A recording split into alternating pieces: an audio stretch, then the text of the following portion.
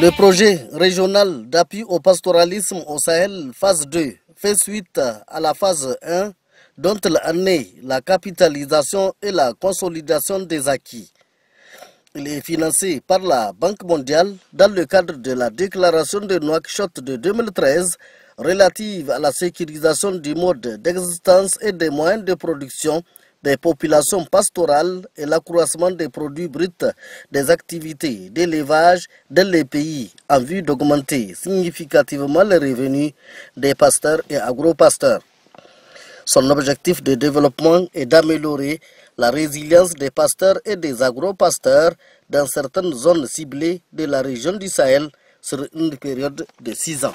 Au cours de la mise en œuvre de cette deuxième phase, à partir du mois de mars de l'année 2022, nous avons eu un financement additionnel de 50 millions de dollars, ce qui porte l'enveloppe globale de ce projet à 110 millions de dollars, et en tout cas pour intervenir principalement, en tout cas au niveau des 6 régions dont j'ai parlé tantôt.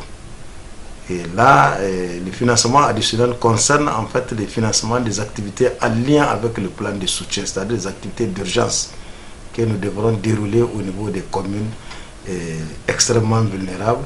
Donc nous travaillons déjà avec en tout cas les ministères et surtout la primature avec le système d'alerte précoce pour un peu stabiliser les zones d'intervention pour ce financement additionnel qui sont orientés en tout cas vers les communes extrêmement ou moyennement vulnérables. Au Niger, le projet régional d'appui au pastoralisme au Sahel phase 2 intervient dans les régions d'Agadez, Dosso, Maradi, Tawa, Tillabéri et Zander à travers 5 composantes. C'est un projet qui a 5 composantes. Donc la première composante, c'est amélioration de la santé animale et contrôle des médicaments vétérinaires. La deuxième composante, c'est la gestion durable, gestion et gouvernance durable des paysages. Et la troisième composante, c'est l'amélioration des chaînes de valeur du bétail. Et la quatrième composante, c'est l'amélioration de l'inclusion sociale et économique des femmes et des jeunes.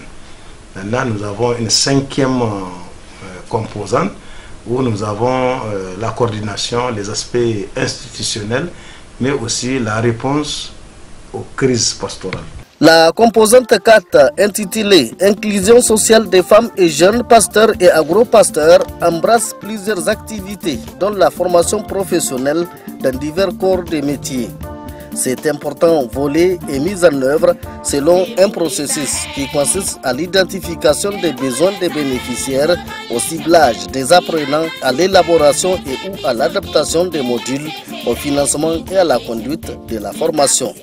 À financer une formation des formateurs avec de ces gens qui doivent assurer la formation professionnelle. Une fois que tout ce dispositif est mis en place, nous avons procédé au lancement de la formation professionnelle au niveau de tous les centres de formation.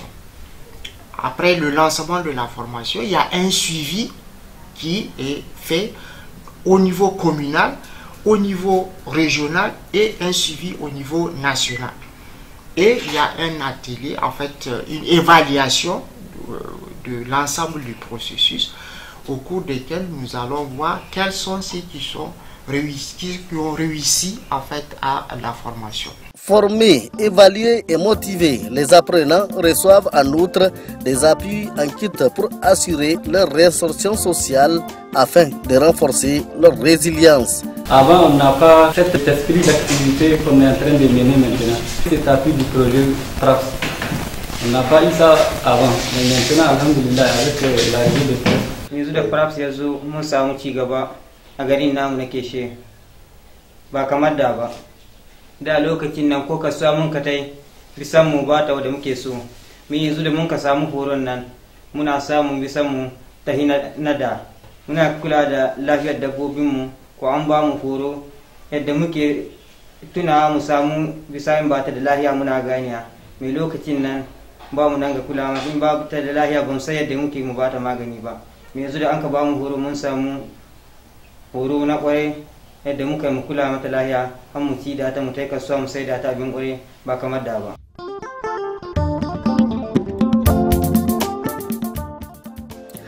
Aussi, cette intervention du projet PRAPS 2 offre des perspectives heureuses quant à l'amélioration de la qualité des produits et services des micro-entreprises locales. En termes de perspective d'atteindre une cible de 2000 femmes, en tout cas issues des milieux pastoraux qui bénéficient de formations professionnelles. Et là aussi, c'est des aspects importants que nous croisons. Nous faisons en sorte que les bénéficiaires des AGR là puissent aussi être aussi des bénéficiaires de formations en formation professionnelle et technique, mais aussi en alphabétisation. Donc pour que ensemble qu'on aille vers l'autonomisation de la femme pasteur ou agro-pasteur. En résumé, le projet régional d'appui au pastoralisme au Sahel phase 2 est un outil de renforcement de la résilience des communautés, des pasteurs et agro-pasteurs. Debout les Sahel.